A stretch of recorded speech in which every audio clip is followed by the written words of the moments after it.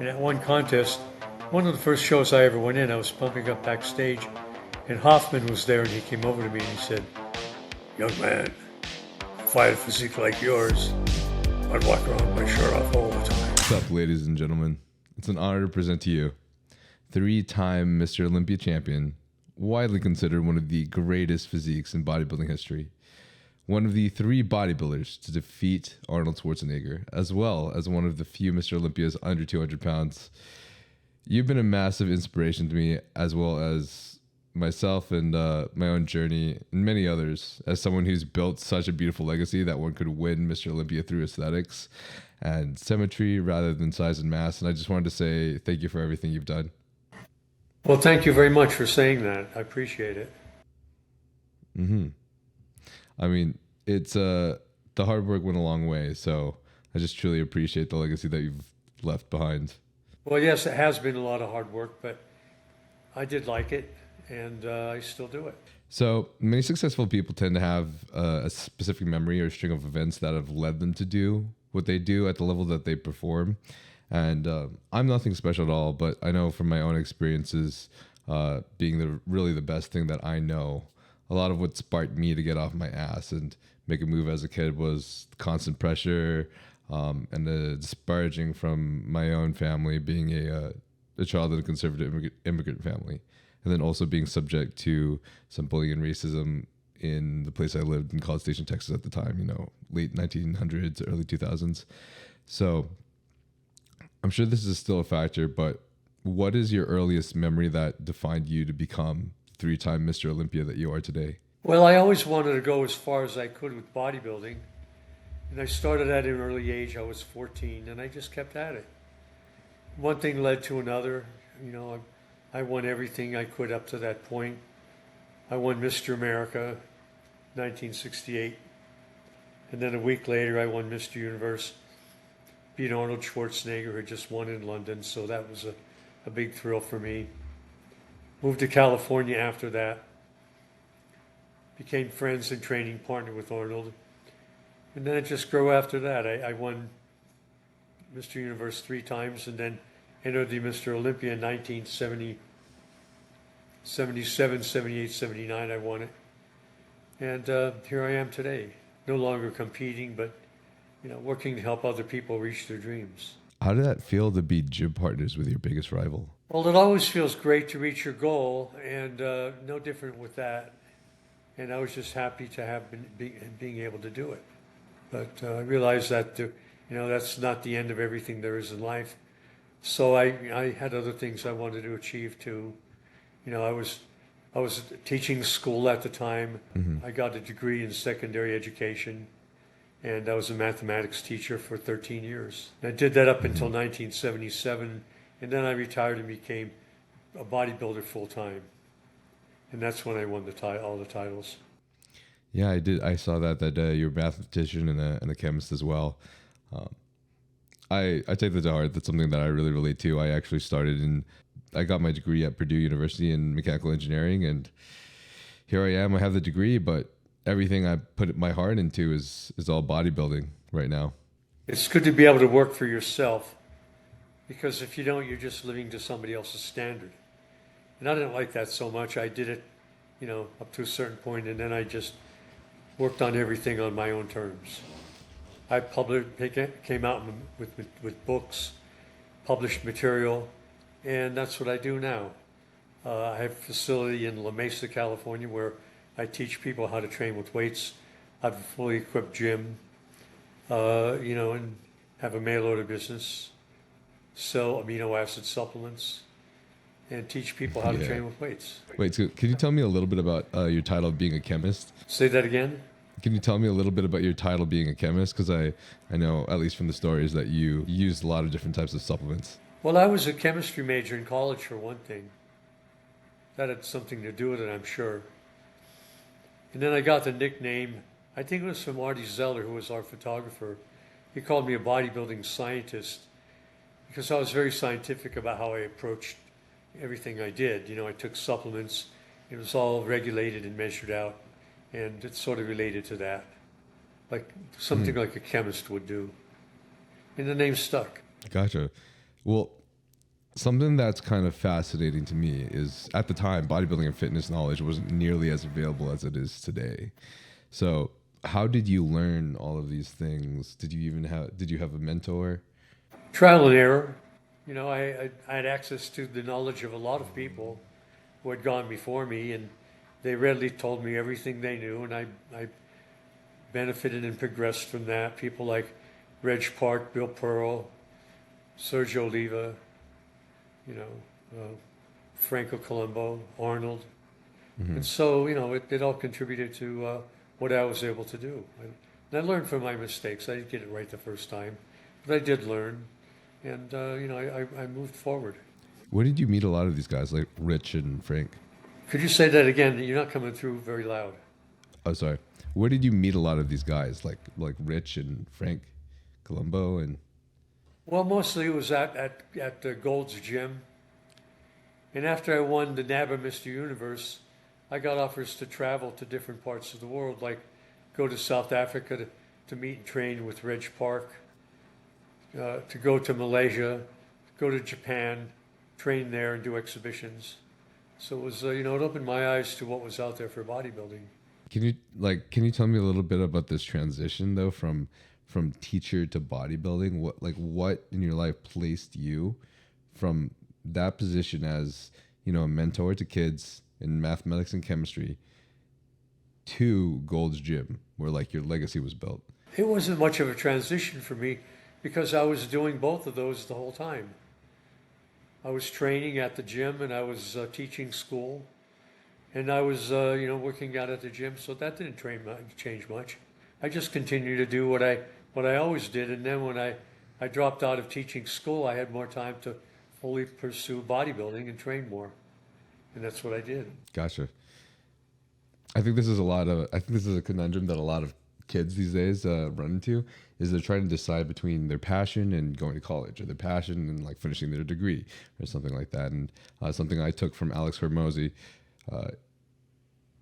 is that throughout this process, you were working on your side gig as you're focusing on like whatever your main job is. And throughout the entire time, it's still your side gig, that until you are using it in a way that it provides you sustenance as your main gig. So through that methodology, you don't really have to completely quit. You don't have to quit your job, or you don't have to quit your, drop out of college immediately. No, I didn't have to quit anything, but when I had the opportunity to retire from teaching, I took that. I took the sabbatical leave and got paid some part of my salary for 6 months and made that transition into being a bodybuilder for full time. And I had a mail order business at that time, and I just beefed that up. And it was a very seamless transition. And I continue to do the same thing today. And I teach, but basically it's here in my facility in La Mesa near San Diego, where I see people come from all over the world. And I basically show them how to train with weights correctly. From my understanding, the eating and training required to be a bodybuilder can be consuming and stringent, right? Like a large meal with copious amounts of protein can zap one's energy and your mental capacity for a couple hours while you're digesting postprandial, but shifting one into like a parasympathetic state only to be replaced with, another meal when it's relieved 3 hours later. So how did you find balance in your life with the stringent requirements of bodybuilding? It really wasn't that different. It was something I always did. And I always looked at bodybuilding as a hobby. I had a job, which was teaching, and then it became my job, bodybuilding. So it really wasn't that different. I just applied my energy into one area. It was actually easier. How much food were you eating at the time? I never really bulked up or did anything like that. I was probably eating about 2,000 calories a day, 1 gram of protein per pound of body weight, about half that amount of carbs, relatively low-fat diet. And I did that all the time. It wasn't something that I just rushed into a few months before the competition. I always had the gradual approach. I never believed in doing everything all at once. That's amazing that you were able to create such a fantastic and full physique off of 2,000 calories to me, though. That's insane. Well, that's all I needed. Right. Everybody responds so vastly differently. So you never really felt like you had any moments during your training or during your career where like you had to put down like a lot of protein that felt too uncomfortable for you, or it ended up being like a distraction throughout your day? If I did, it didn't last long. I always stayed with something sensible, something that I could do all the time. My whole approach was do something sensible, keep it in perspective so I could do it continuously, and I did. Mm. I think that's something that a lot of people overlook is adherence, is making sure they're doing something that allows them to adhere to it in the long term. But I Yes. think a lot of people just, it's very easy for us to just jump into something. And of course, if you just jump into something that you're not used to, it makes it that much harder to stick to in the long run. So then what's the point? So what kept driving you? Was there anything from your childhood? Probably everything. You know, I had my wishes. I wanted to become better at what I did. I was very interested in archery and becoming a better archer. And when I discovered bodybuilding, I wanted to get better at that. And so I trained at a private gym as well as the YMCA. And I was around people who were maybe a little more skilled at it than me, and that motivated me to try harder. And I started entering competitions, and then I started winning competitions. Then I just built on it, stayed with it, met people who were, you know, more advanced along the way that helped me, and then I kept advancing. How old were you when you started competitions? 18, Wow, nice. And how old were you when you lifted your first weight? probably 14. Wow, that's fascinating. Such a young My age. first trophy was I won third place in Teenage Mr. America competition. And that was very motivating for me. It was my first bodybuilding trophy. And so I was just very inspired to keep going. It's amazing. How do you feel that bodybuilding affected your love life? My love life, I don't know if it did or not. I mean, I met my wife when I was 25, and we've been married for 55 years now. And she works out too, so it maybe enhanced it.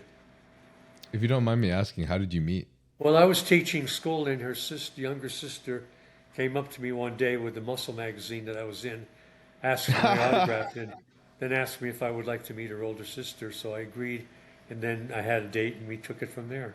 No way. So it did help. Yeah, yeah, it did.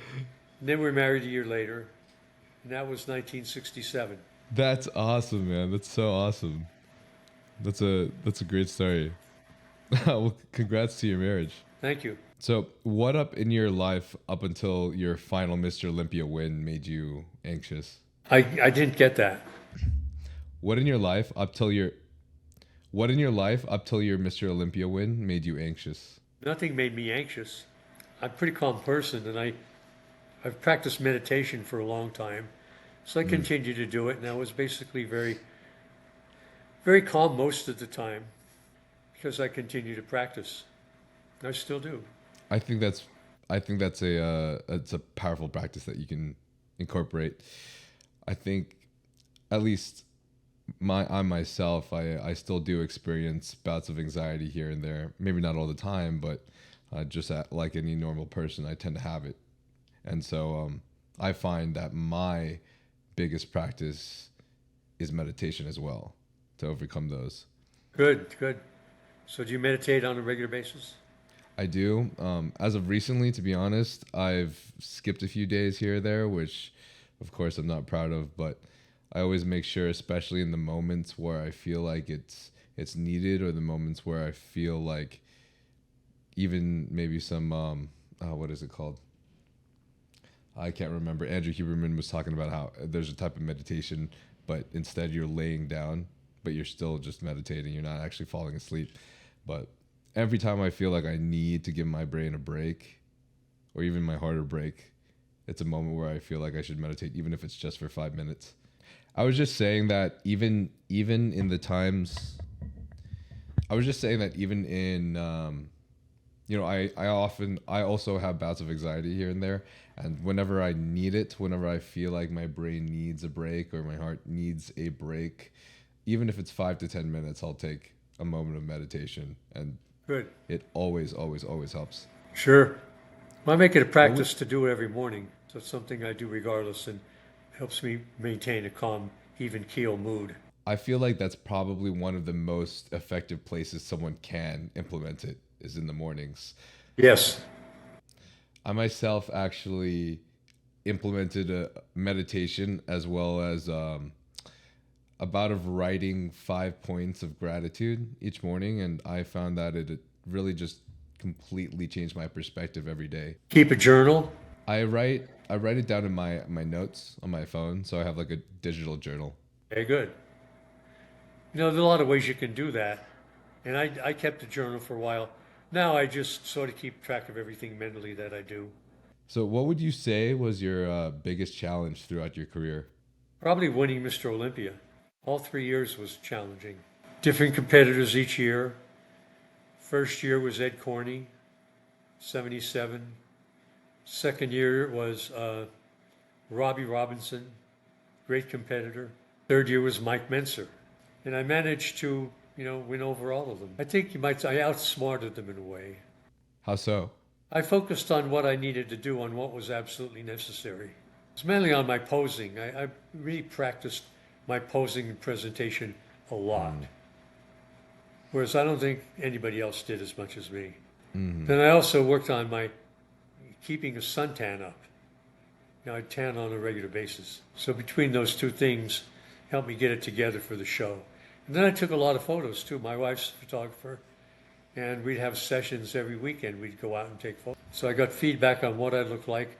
It's important to learn what you look like as seen from other person's point of view. So I made sure I did that. You can't just look in the mirror and assume that you know everything about your appearance. You need to see it from photographs will tell you everything you need to know.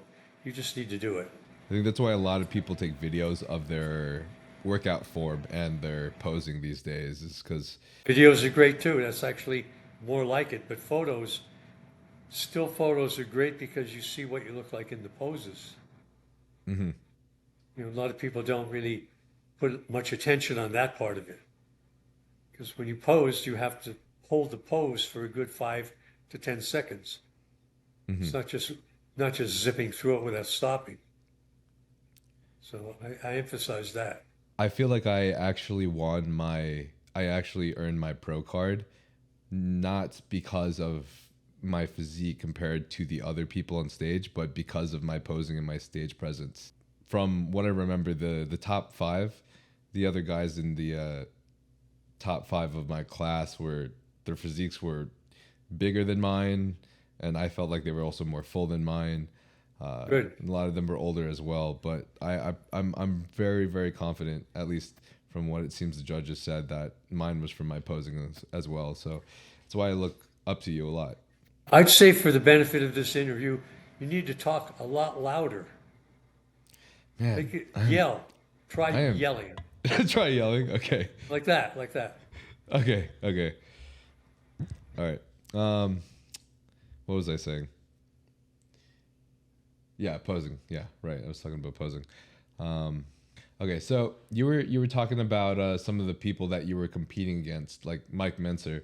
What do you think about Mike Mentzer's intense training style? Well, it worked for him. He was doing something that worked for him. Also, the concept of going to failure worked for him, but it wasn't my approach. And I think you have to realize what your approach is, and don't get caught in somebody else's approach, what they're doing, and don't let that rub off on you too much.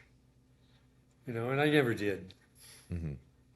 And your approach was more tailored to higher reps, right? Or what?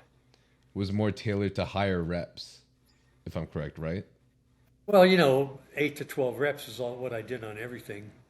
Wasn't so much higher reps, holding the pose for the length of time needed, and not going overboard.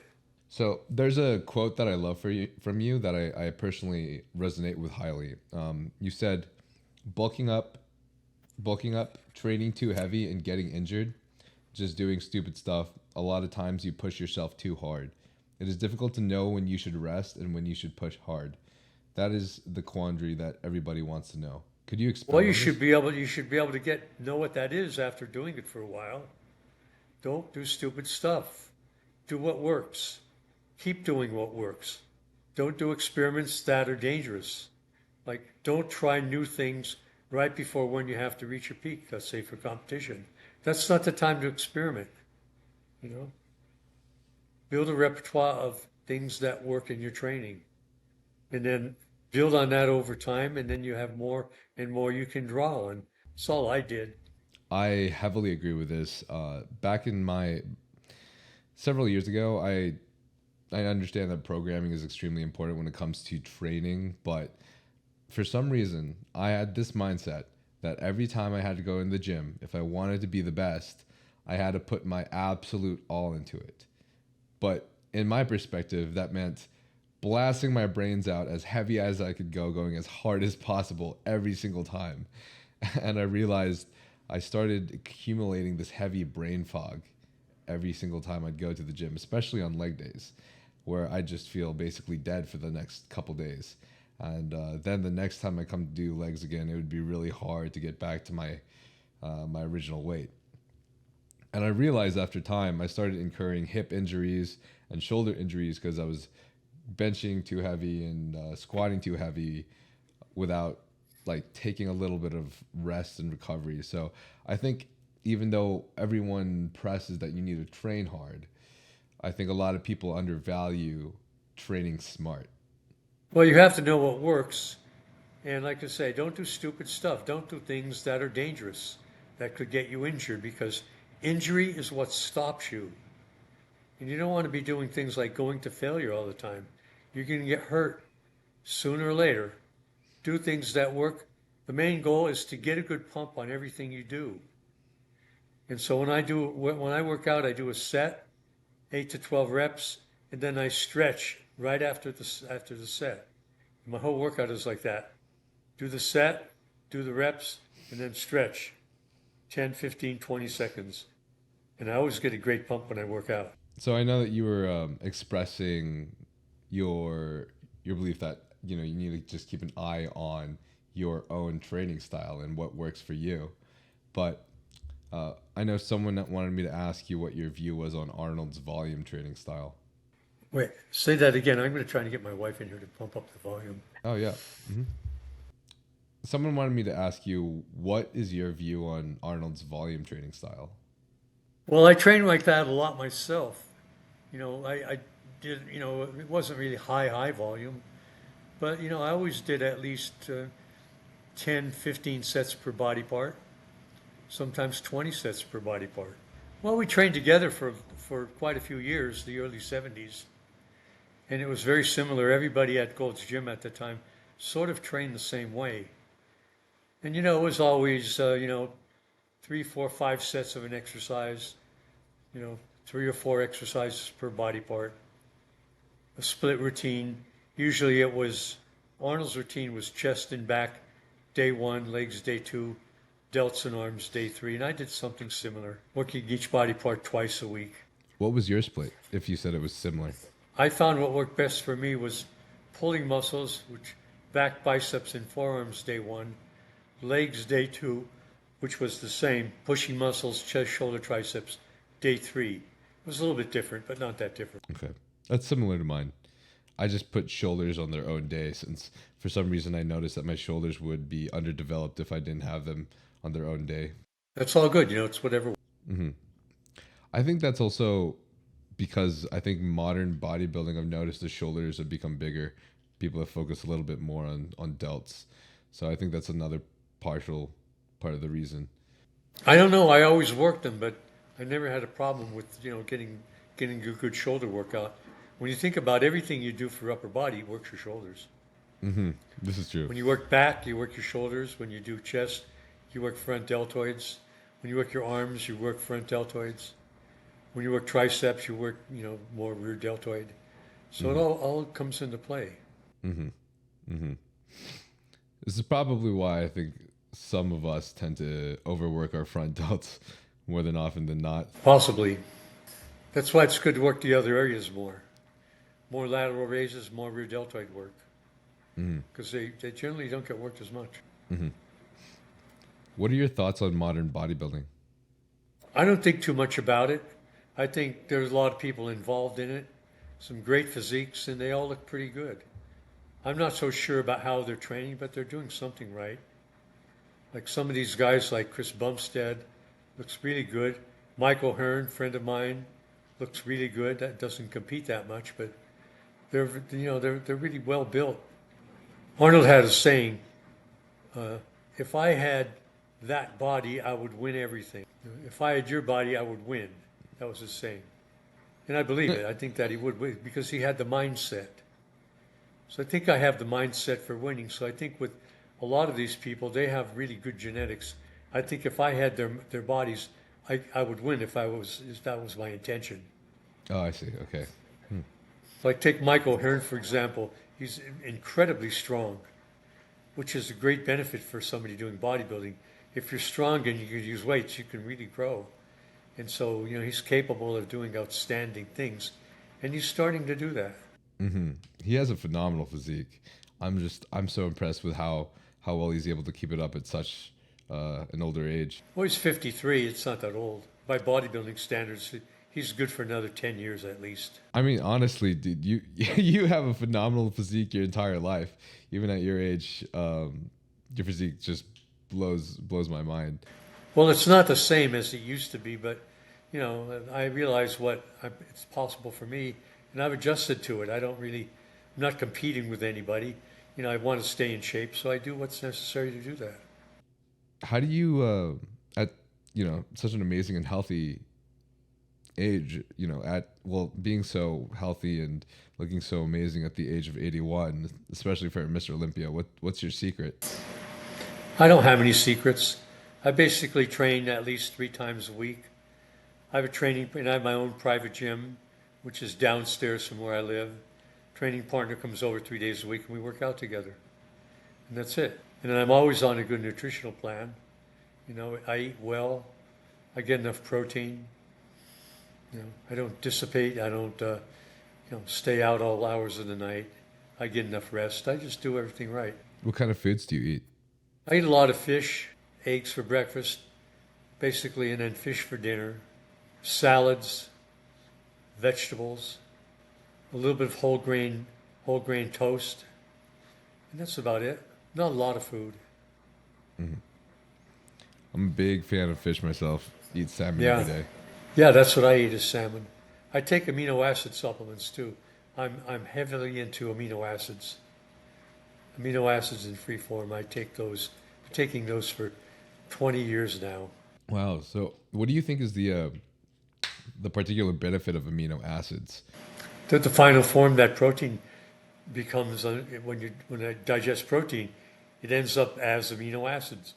So if you take it in its final form, it's a big energy boost. So you feel energy from that without having to digest very much.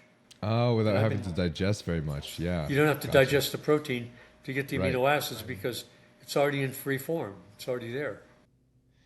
This makes a lot of sense, actually, and I think that a lot of people underlook it because they just want to eat as much protein as possible. But there's only a balance. You can only digest so much. That's right.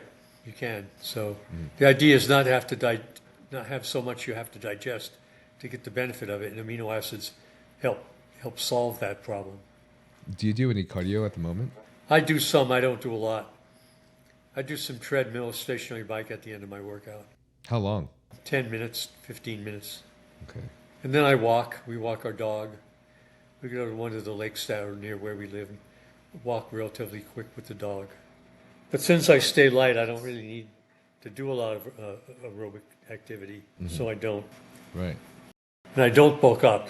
I keep my body weight stable. Okay.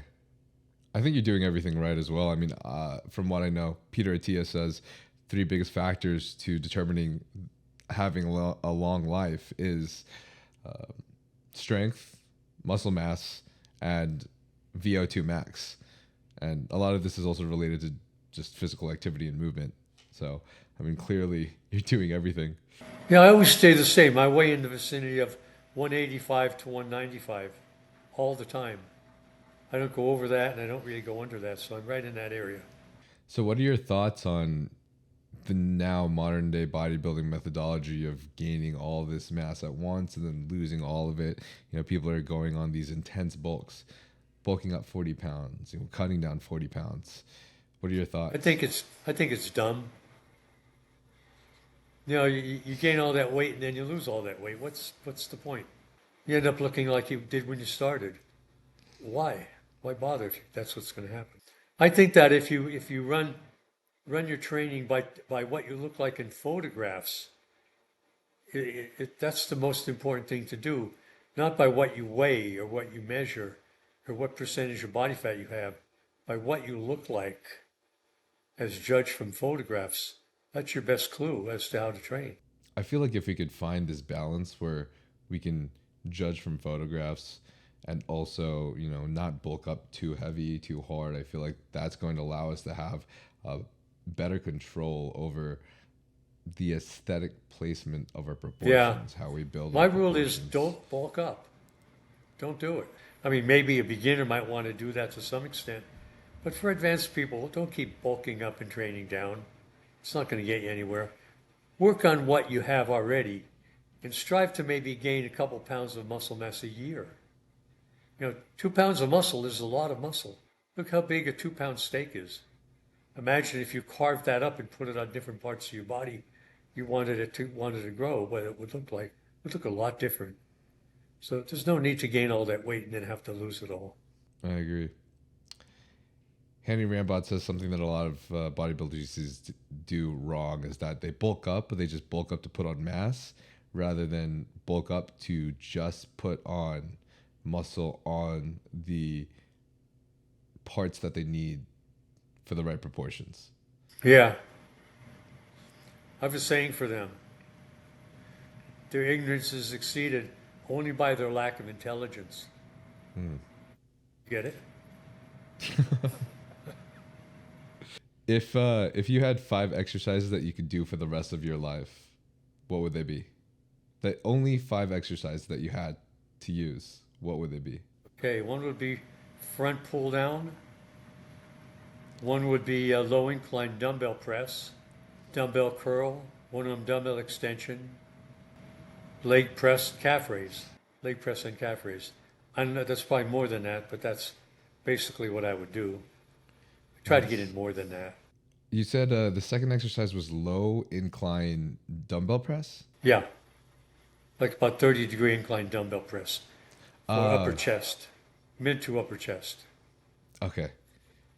I do mine at about 30 degrees as well. I keep it That's good. shallow. Yeah, you're getting more upper pecs that way. Right. You go more than that, you're getting more front deltoid. Then also you want to hold the dumbbells in the neutral grip. That's like this. Okay. So you can stretch down low as possible. If you keep it like this, you're getting more deltoid work out of it, and you won't be able to get as good of a stretch. I see what you're saying. A lot of people tend to resort to the guillotine press in order for them to press more weight, from what I know. Let Do you know them.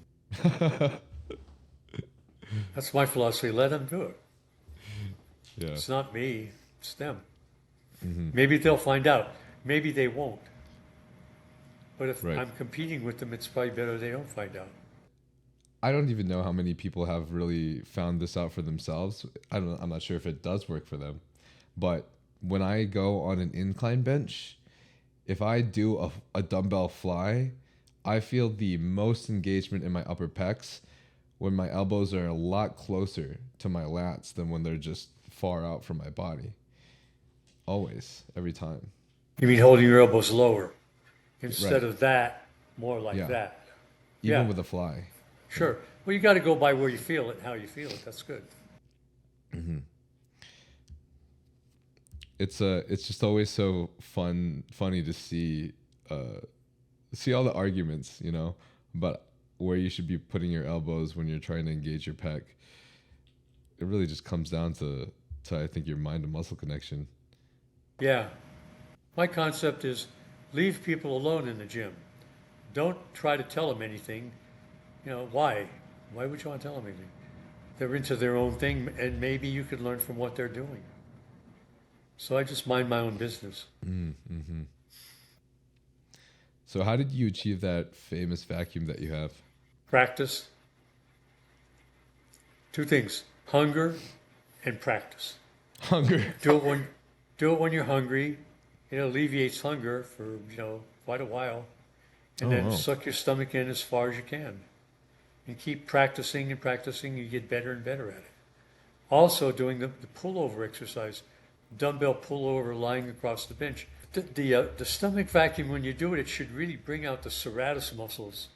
And I don't see anybody today that has great serratus, except maybe me, but nobody else really. So by serratus, do you mean you don't mean like the upper external obliques, do you? No, it's like looks like a jagged sawtooth muscles about Yeah, a foot underneath your armpit on each side, right.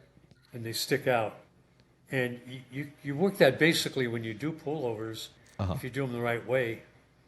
Another way to work them is with stiff arm pull down. Those two exercises as a superset are very good to activate your serratus. Doing dumbbell pullover lying across the bench, and then doing supersetted with stiff arm pull down on the lat machine.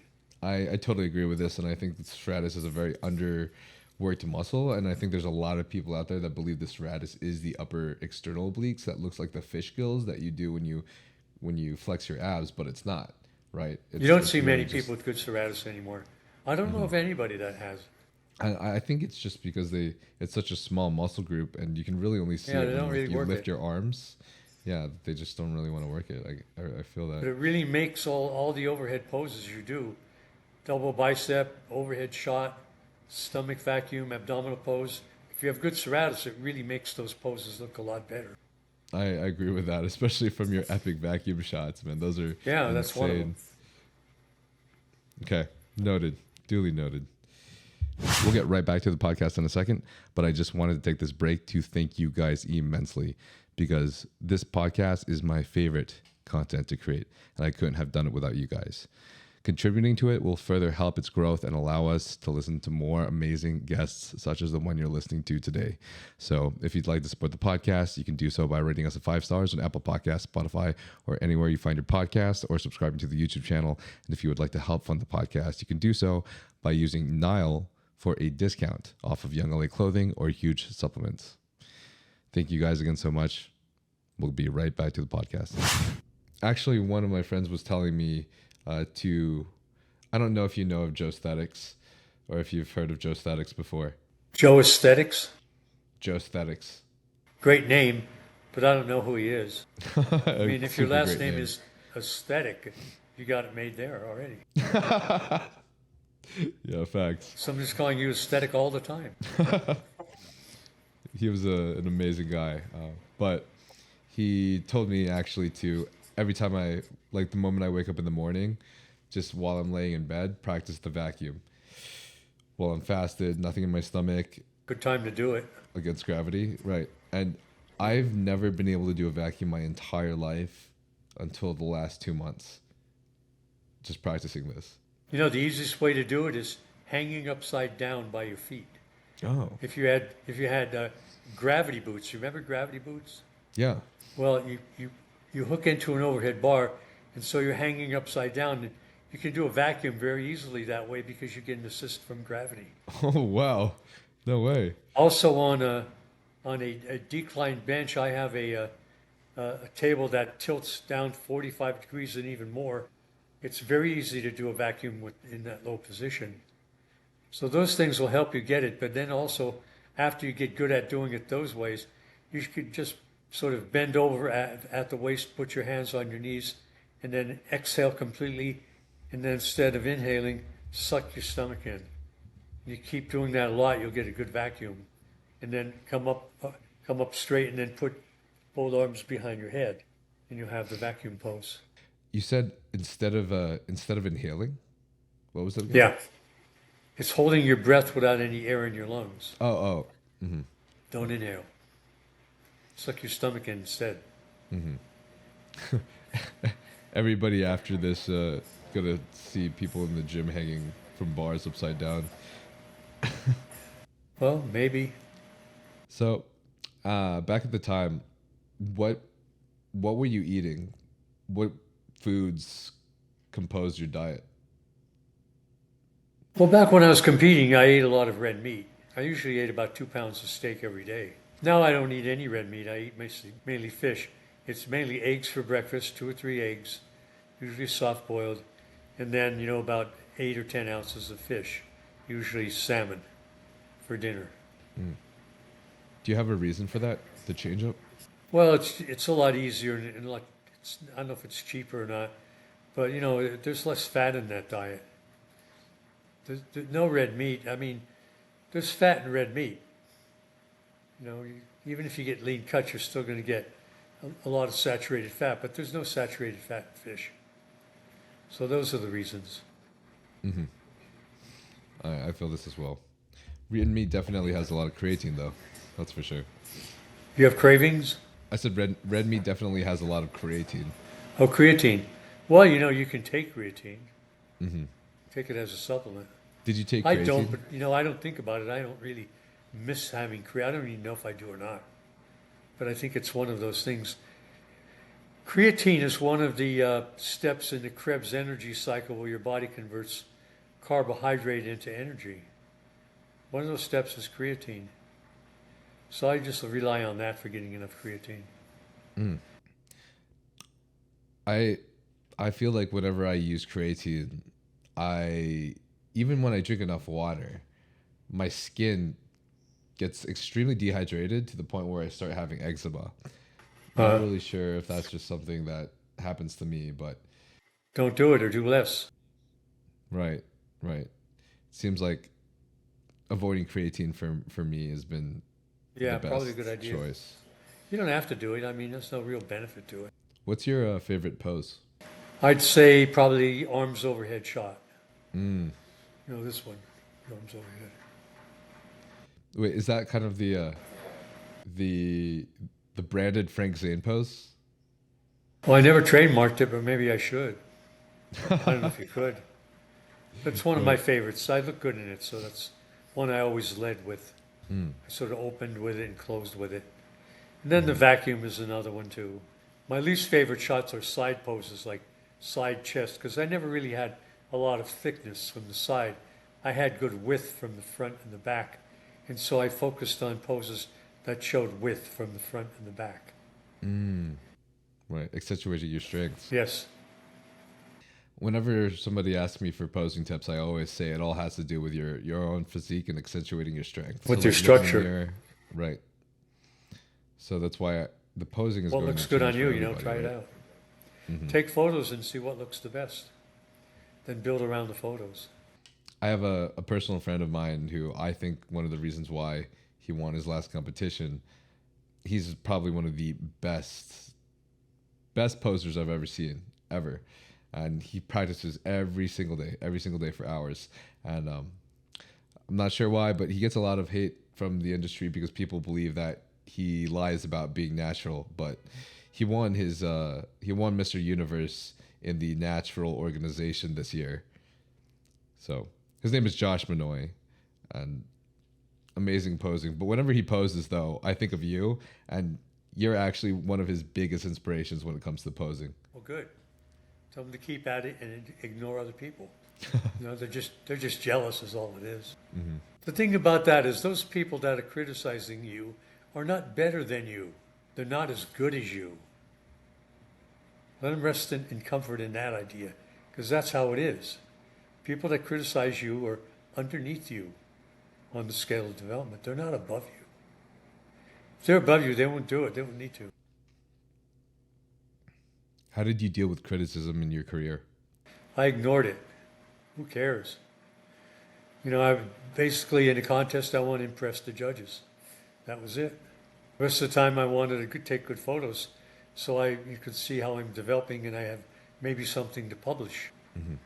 And also, my goal was also to impress my wife. Was probably the hardest thing of all. She's seen so much, and she was always very honest with me. That's beautiful to have that partner and a supporter, though. It's I think that's definitely one of the biggest strengths that somebody can have. Sure. Who would you say were your biggest supporters throughout your career? Well, it'd have to be my wife. Also, my mother when she was alive. Now, one of them would be my training partner, Jesse Fernandez, a big supporter. I train with him. He comes over 3 times a week. We work out together, so he's a big supporter. But other than that, I don't know, man. I mean, maybe there's people out there I don't know about, but basically those that are close to me, I think, are my biggest supporters. Was it true that Joe Weider at one point said that you needed to train heavier? He always told me stuff like that. I needed to get bigger. Mm. You know, he never really gave me any good criticism. He was always very critical. And he was what you would call a size freak. He liked big guys like Arnold. Uh-huh. He was, "Oh, Frank, you got to get bigger, eh?" You know, I never listened to him. I knew that wasn't my heart, my strong point. You know, the guy that gave me some of the most constructive criticism was Bob Hoffman. You know who he is? Bob Hoffman. He was head of York Barbell Company. That whole contingent, which was anti-IFBB. Mm. Before I went over to the IFBB, I was competing in AAU competition. And at one contest, one of the first shows I ever went in, I was pumping up backstage, and Hoffman was there, and he came over to me and he said, "Young man, if I had a physique like yours, I'd walk around with my shirt off all the time." And I really got motivated from hearing that. Not that I did it, but, you know, it was very motivational to hear somebody say that about me. So it was inspiring. That's amazing. I think when you're in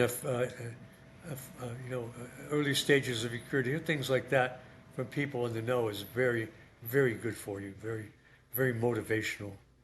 It's good if you can hear it. I agree. I'm very blessed to have a lot of these people in my life as well. I think that's how Right. you know, you know that you have a real friend, someone who supports Well, just you. so your friends are honest with you. Oh, that too as well. Being As long as honest, they're yeah, that's honest. the main thing. Being honest. I have a thing with my best friend and I where every time we have an issue, we'll immediately go to the other person and we'll talk it out every single time. And like, there's no questions about it. And I think that's something that a lot of friendships should keep in mind, is that like Does he open work out? communication. He does. Trains good. So if you don't mind me asking, we of course don't have to talk about this at all.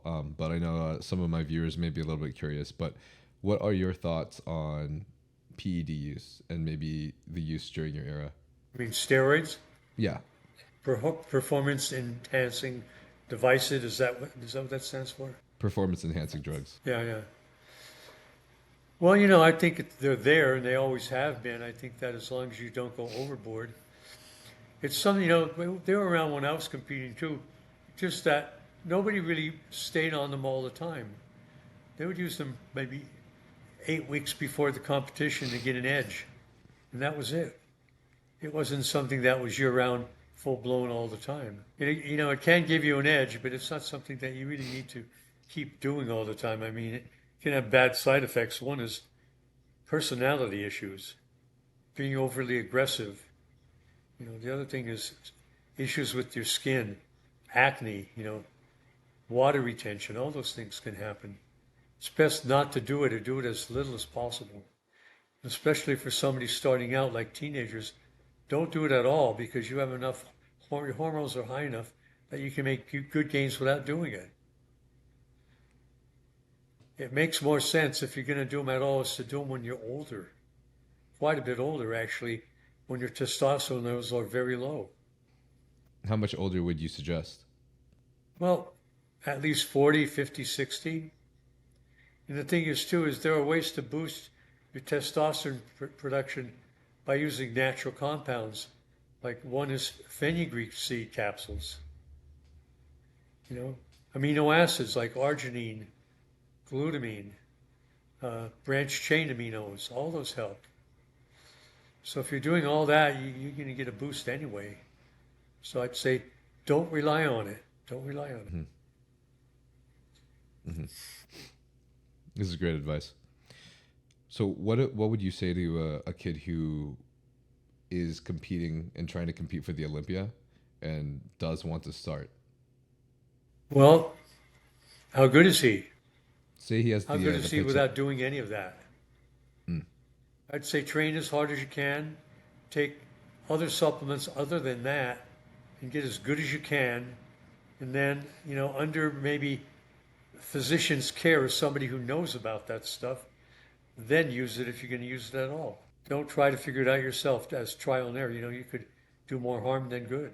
Absolutely agree with physician's care, 100%. Something I recommend. Of course, I don't think anybody should really be taking PEDs, but I don't want to be a hypocrite, especially in the bodybuilding industry. But what I can do, right, because I just know my account and I know myself, is that I can recommend to people. It's always good if you could go to a doctor that has knowledge of that has some experience and knowledge with it. Absolutely. Health first. Get your blood work done first. Know where you stand. Yeah, blood first. work, blood pressure, all that. Mm-hmm. Thanks. Thank you for that. So I have a few questions that my following is interested in asking. Would you be open to that? Okay, what? Let's see. How did you come across yoga and why did you implement it? Asked by Theodore. I discovered it when I was about 12 years old. I got some books on it and I started practicing it, and it led to meditation with me. And it wasn't so much that I did the yoga, but basically I did it because it was positions in which to meditate. And I got really into meditation, not so much into yoga. I did do yoga, hatha yoga. I went to classes for that, Kundalini yoga. But my focus was always in bodybuilding and, basically, I guess you might say, raising the Kundalini. I really don't know what that's like, to tell you the truth. I can't tell, but basically, if you can sit and meditate and keep your mind open, it's really good for you. When you have an open mind, you get all kinds of creative ideas. It's like creating a vacuum in your mind. When you're able to do that or come close to doing that, creative things rush to enter your mind, things that normally wouldn't, because it's too busy filled up with stuff that is distracting. So if you could empty your mind, it's very important to be able to learn to do that. Absolutely. Creativity is definitely one of the hardest things in modern society, and that's because we have all these things that are plaguing our mind. Sure. Down to even social media. You have to empty out. Right. That's why a lot of people, my belief is that's why a lot of people feel like they have the most creativity at night. It's because at nighttime you feel at the most peace when everyone's asleep, nothing's going on. And a lot of the times you also don't have daily tasks that you need to, that you have to worry about. So for me personally, whenever I need a bout of creativity, go on a walk or maybe a little bit of meditation. Mantras are very good. A phrase that you repeat over and over and over again, and it crowds out negative thinking. And I have several mantras I use, and basically I say them in conjunction with on my beads every time I say them to myself, and that's how I meditate, is with the beads. So I have two main mantras that I use. Basically, there are a lot of mantras you could use. Do you mind sharing your mantras, or are they personal? Well, there's some English mantras like everything works when I let it. That's a good one. My life is shaped by my mind.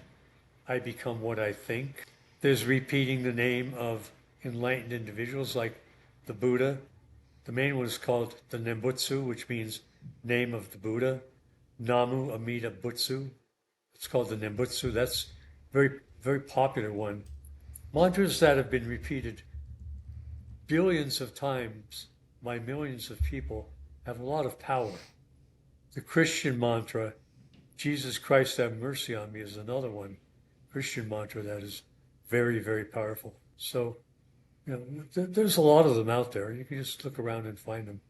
In my book here, I give some of them in my book. The Bodybuilding Manual. I give about a dozen of them.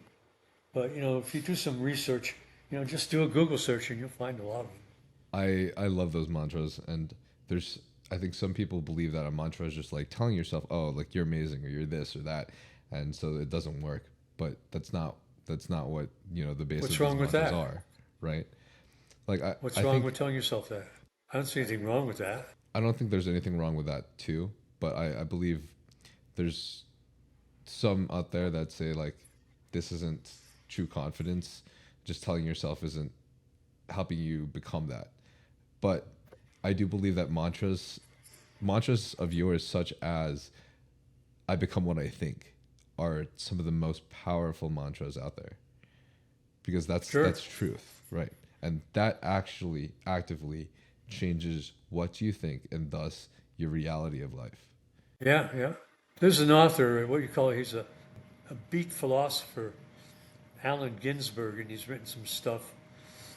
One is called, he has a poem called Gospel Noble Truths. And it starts out, born in this life, you got to suffer, everything changes, you got no soul. Try to be cool, ignorant, happy, you get the blues, you eat jelly roll.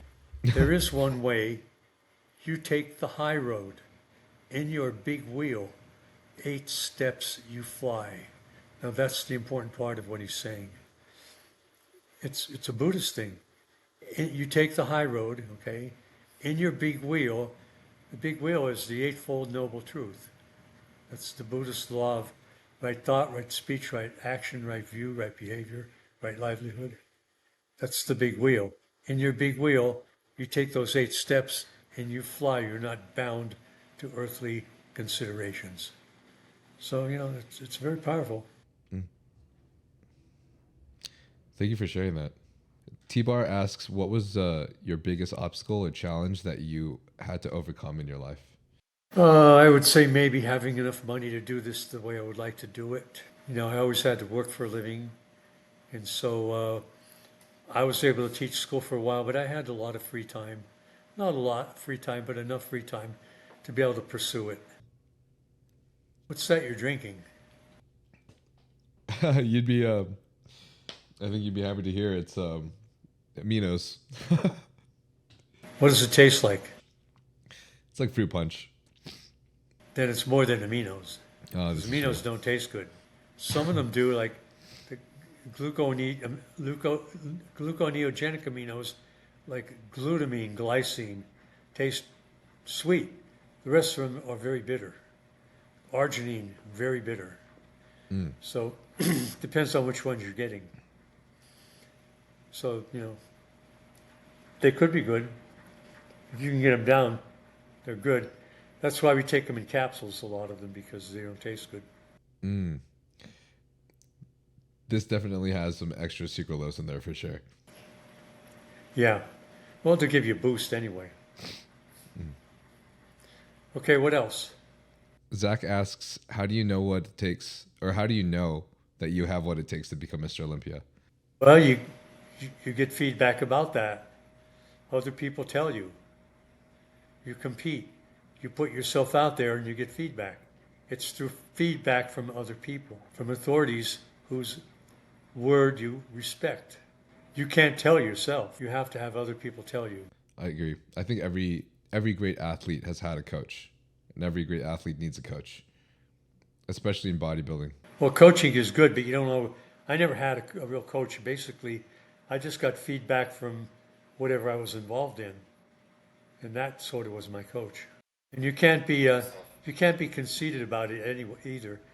Like I remember when Arnold won the Olympia in 1980 in Australia, he made a speech to the audience. He said, "This proves once and for all that I'm the greatest bodybuilder of all time." Now, see, something like that, self-aggrandizing, boasting about yourself, doesn't get you there. It just makes people think that, you're self-aggrandizing. You want other people to say that about you. You don't want to have to say it about yourself. You can't be like Muhammad Ali saying, "I am the greatest, I am the greatest."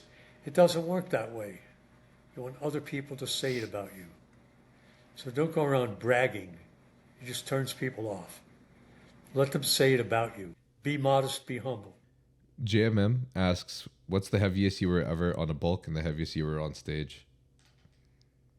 I made the mistake of bulking up. One year I went up to 220.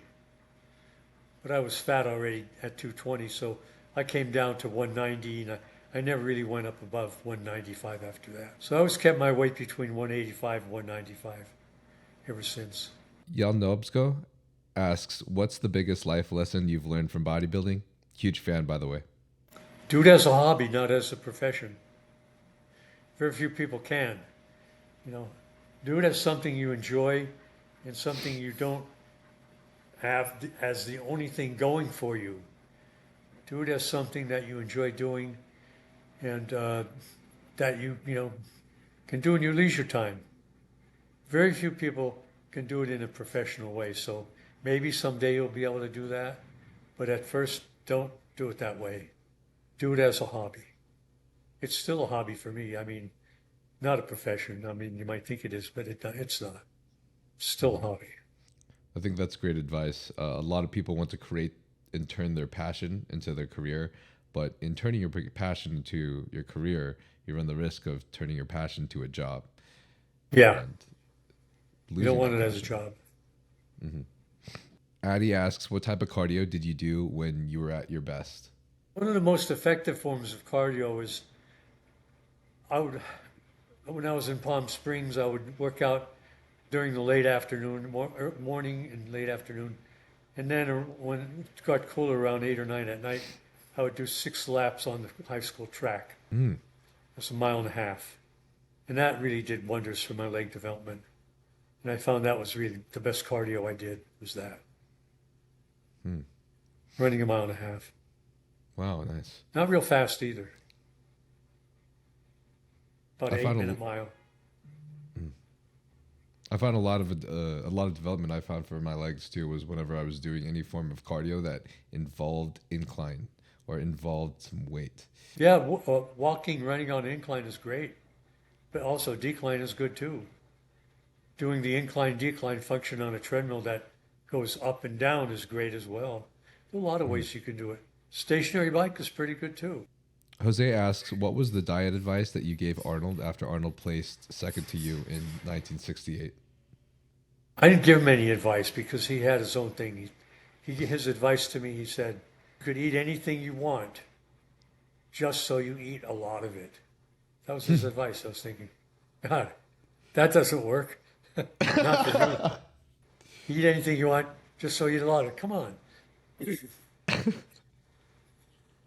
That's hilarious. It is. Val Sunny asks, how to get a V-shaped back and a smaller waist? Well, I do a lot of waist work, especially lower abs, like leg raise, seated twist.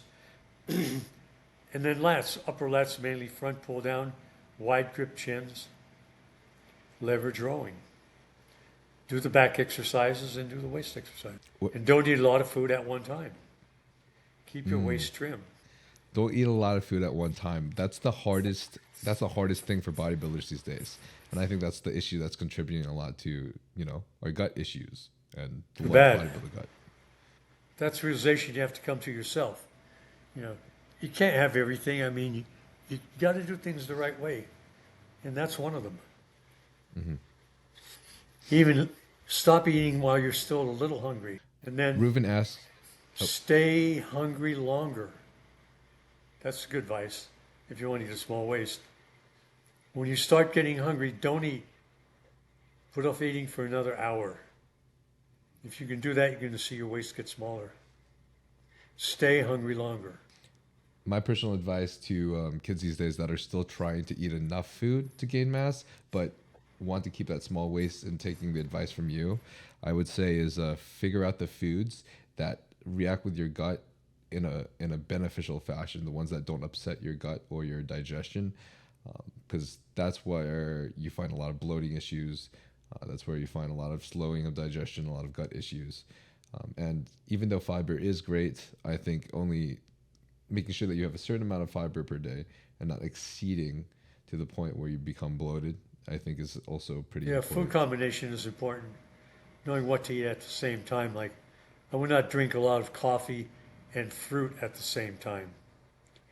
You know, it basically doesn't mix very well. And you get gas formation from that. So be careful what your combinations are. Also, eating food in the order in which you digest. Don't eat fruit at the end of a meal. Eat it at the beginning. because it digests very fast. Don't put it into your stomach after everything else is there. You're just going to have to wait, and it's going to ferment and back up and give you gas. So knowing about things like that can help you. Ruven asks, what were your goals after winning the third Olympia title? Winning the fourth time. Winning the fourth time. Yeah, that's what they were. And I tried, but it didn't happen. But then in 1983, I got fourth place, and I said, there's my 4. And then I retired after that. What were your goals after you I was looking for the number retired? 4. Huh? What did you say? What were your goals after you retired? Well, to help other people train correctly and earn a living doing it. I was already 41 years old. And, I couldn't keep doing this forever. And then there were signs on the horizon, like Lee Haney coming around in 83. And I said, well, here come the monsters. And I knew that was the end for me. I see. Well, thank you so much for being on the podcast, Frank. Sure. This is legendary for me. It's always I've always been a huge fan. You've been a big inspiration. Good. I'm glad you liked it. This really means a lot. Where can everybody find you? Well, my website is frankzane.com, and if you need something specific you want to communicate with me, my email is zane0001 at AOL.com. Zane followed by 3 zeros and a number 1 at AOL.com, and I'll get it. Awesome. And then Frank Zane's book as well. I think will provide a lot of great information if you guys want to check that out. Great. Well, keep doing what you're doing. You're helping a lot of people, so keep it up. And if I can help you in any way, let me know. Thank you so much. I feel the same with you. And right. Thanks again, everybody. Thanks everybody for watching. If you guys would like to support the podcast, which will help so much because obviously as the podcast grows and you continue to support it, it allows us to get bigger and more amazing guests such as Mr. Frank Zane here. So you can do that by subscribing to the YouTube channel and also rating us a 5 stars on anywhere you find your podcast. You can support the funding of the podcast by using code NILE as a discount off of Young LA clothing and huge supplements. So thanks guys again. And if you have low testosterone, I do recommend getting your blood work done, checking that out, trying to see if you have other beneficial ways of improving your testosterone through natural methods. And then finally consulting with a medical doctor, preferably one within the HRT clinic that knows what they're talking about. And my personal HRT clinic is Transcend. Link is in the description. So thanks again for watching, guys. Thank you, Frank. Take care.